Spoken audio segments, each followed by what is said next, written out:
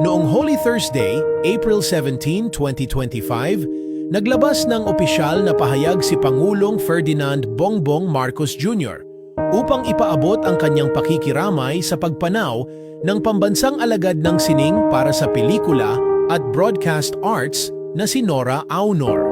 Ayon sa inilabas na mensahe ng Presidential Communications Office sa kanilang social media, kinilala ng Pangulo ang malalim na kontribusyon ng aktres sa sining at kultura ng bansa.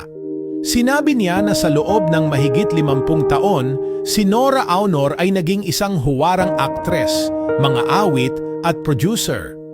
Ipinahayag din ng Pangulo ang kanyang taus-pusong pakikiramay sa pamilya, mga kaibigan, at sa buong industriya ng pelikula na nawalan ng isa sa pinakamahalagang personalidad nito. Hinikayat niya ang sambayanan na sama-samang ipanalangin ang kapayapaan ng kaluluwa ng isang artistang minahal at ginagalang ng marami.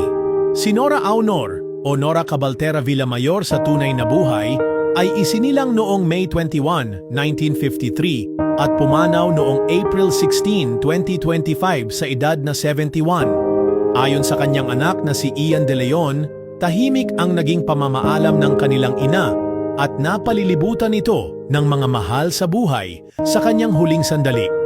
Taos-pusong pasasalamat ang ipinaabot ng kanyang mga anak na sina Ian, Lotlot, Matet at Kenneth De Leon sa lahat ng taga-suporta ng kanilang ina. Ayon kay Lotlot, ang kanilang ina ay hindi lamang naging ilaw ng kanilang pamilya, kundi nagsilbing ilaw din sa sining at kulturang Pilipino. Nagsimula ang karera ni Nora Aunor sa showbiz noong 1967 matapos manalo sa isang singing contest.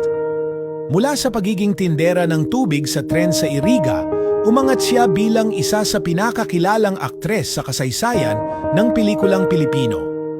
Bukod sa kanyang taglay na talento sa pag-arte at pagkanta, naging simbolo rin siya ng determinasyon at pagiging matatag sa kabila ng mga pagsubok sa kanyang personal na buhay at karera.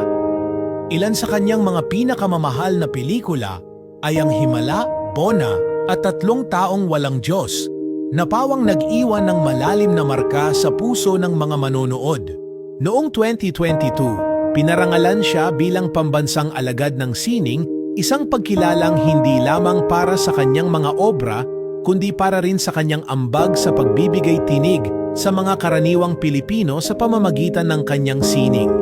Bilang pagkilala sa kanyang karangalan, inihahanda na ang kanyang burol na isasagawa sa Tuesday pagkatapos ng Easter Sunday. Nakatakda rin siyang mailibing sa libingan ng mga bayani sa Taguig bilang pagbibigay pugay sa kanyang hindi matatawarang ambag sa bayan.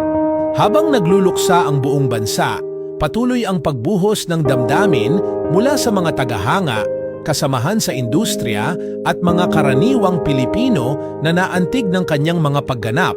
Sa kabila ng kanyang pagpanaw, ang mga alaala at aral na iniwan ni Nora Aunor ay patuloy na mabubuhay sa puso ng sambayanan. Sa bawat eksena ng kanyang pelikula, sa bawat nota ng kanyang kanta, at sa bawat tauhang kanyang ginampanan, naipakita niya ang tunay na diwa ng pagiging Pilipino, may damdamin, may dangal, at may paninindigan.